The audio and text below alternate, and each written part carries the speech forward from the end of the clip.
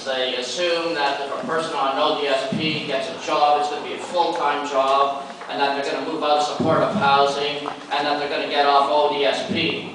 But that's not the way things actually work out. That's why Linda had problems. She remained on ODSP, and she remained in supportive housing, and she was only working part-time, so she actually got hurt. So the system doesn't work the way it's supposed to. I don't think you'll get any objections from us.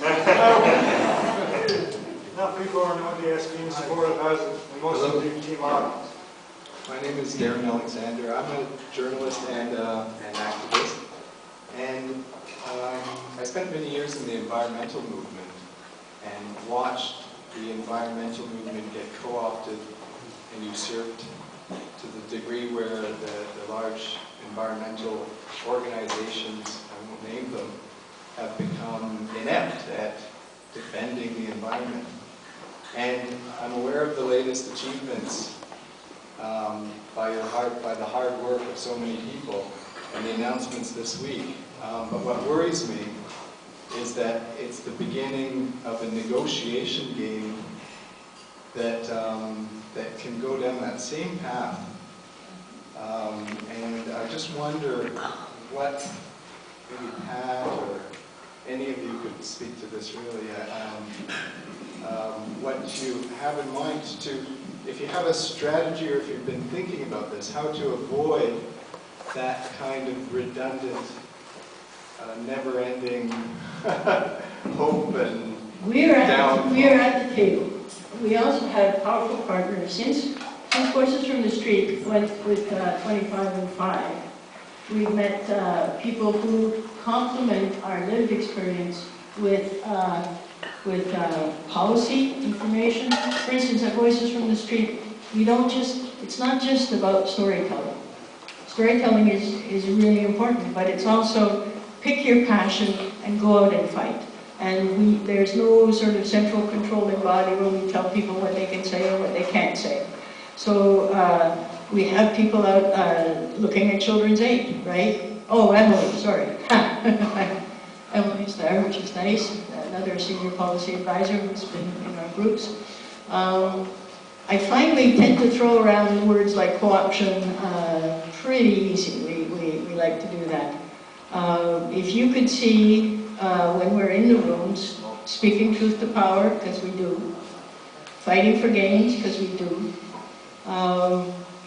expanding all the time our circle of lived experience. So we broaden from starting working with people who are psych survivors, to people with addictions, to people with physical disabilities, to people who are newcomers. We are constantly expanding our knowledge base. We are constantly expanding the number of people who can speak to policy issues.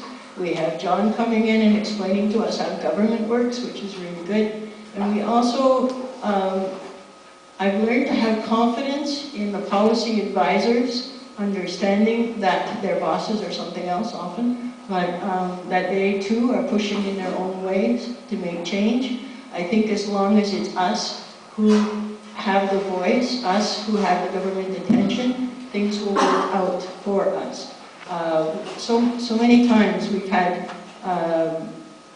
agency heads, institutions, experts. All I can think about is playing ventriloquist with us. But now we speak for ourselves. And every day when I go home and take off my hat, because it does come off, contrary to public belief, I check out my eyes in the mirror to make sure that I'm still there and that I'm still heading in the right direction, because I know, I'm 61 for God's sake. By the time I get to be a senior, I'll be dumped back in poverty. I want to make it better for me, and I want to make it better for my same age, same birth time person, Linda. That's what motivates us. Yeah. Do you want to respond?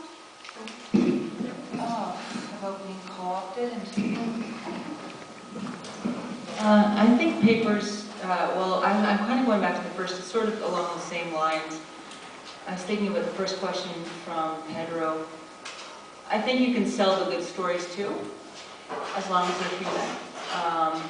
So it's easy to sell the government sucks and is fucking up story, excuse my language, because there's tension there. It's harder to sell how great things are going, except for if you have someone who personifies it. And I imagine most of you who are in the room know, if you read the paper, as long as the person you're reading about is interesting, you will read to the end. So that's how I sell those stories. And again, I'll go back to saying that we're in the business of turning out a whole paper every day with fewer people. So if you make it easy, and you know, it should be in. You shouldn't have a problem. About being co-opted, and I was a social activist full-time for a year, an environmentalist, got tear gassed. I think it's better to sit at the table. I think that change is slow and progressive, and if you're not at the table, you get more glory, but you might not get stuff done. That's my own opinion, though. I agree. Linda, do you want to add anything? No, I'm just really enjoying this here. I'm Linda's wedding. going back to school. I'm just looking for a graduate. I'm going back to school. I'm going to get a full-time job, and I'm going to fight this until everyone can get to go and not have to get the cutbacks that they're getting now. So that's what my mission is. What are you going to take? Could I just speak to I don't know. I'm going to let the folks at the back. So glad you're enjoying this one. I was doing that. I'd like to thank the three of you and Catherine for bringing this story to light. As you know, or maybe you don't, three of you are probably the top 10 of the people I like working with. What you said was so poignant. Before coming here, I was actually thinking about that stuff myself and thinking about you, Linda. One of the things that I think that people don't realize in the complexity of this is that behind a lot of our stories comes a trauma story. And when Linda should have been getting educated, she said she can't read. Well, when she should have been being educated, she was going through a harrowing experience and she was learning life firsthand. She has really brought herself up since she was a child by herself. So if that isn't an experience to make it where she is, to still have the attitude and the beautiful soul that she does, to still have the strength to do what she does, it's phenomenal to see. And I think that is also something that people have to recognize, is that, you know, I would have much preferred to have learned my education in school. It would have been much easier to throw the money that way instead of seeing the things that I've seen and the things that I have to live with. So, and I participate, almost co-opted, as I become a peer support worker, because what's happening is I want to be accepted. I'd like to work. I do not want to be on ODSP anymore. I'm getting offers for housing at the moment. The last place I saw was a third of the size of the place I live in now, and it's $1,100 market rent.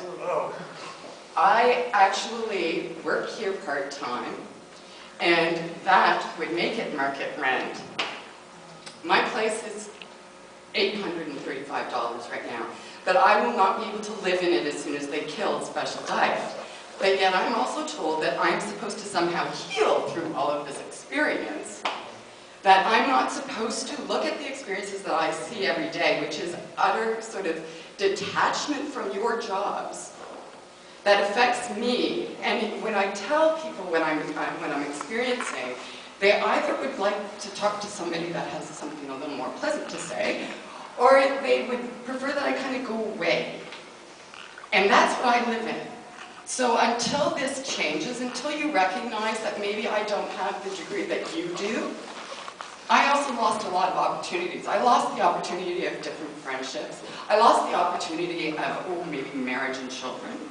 Like, this is a huge, huge issue that is affecting. I still haven't had mental health care that I've needed for 7 years.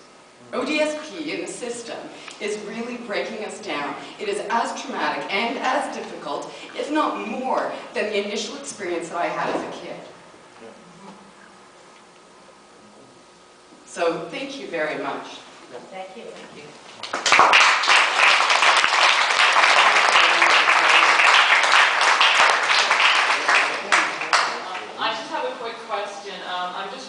curious, given the amount of publicity Linda's story has gotten, has the government responded at all, or at least acknowledged it, acknowledged that there's a problem there? Naomi, you might know that when the SARAC came forward with it, so we had two things to do. SARAC, sorry, the Social Assistance Review Advisory Council. That our first job, of course, was to scope out the review that they just announced this week. But the other thing was to come up with some short-term things that they could do very quickly. And we had the Linda Chamberlain rule as one of those 11 or 13 things, I think, that we put in the short-term fixes. But they've now said that the Linda Chamberlain rule, which is taking the rent, sending the rent soaring and the ODSP down with the 440 rule, they have put that over to the review now.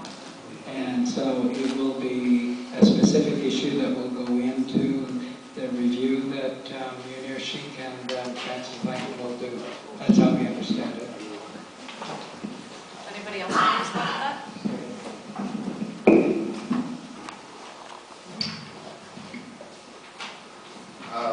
I am speaking in the same venue as she just spoke. The mechanics of the situation as far as the government's look towards this situation, doesn't everything always come down to funding? And isn't there some way to bring it more into the direction of funding by the movers and shakers? I mean, the people that have a voice into the processes of government. Can they put more of an emphasis on funding, or are their hands tied? Excellent question. Who wants to take that one on first? I'd ask funding for who?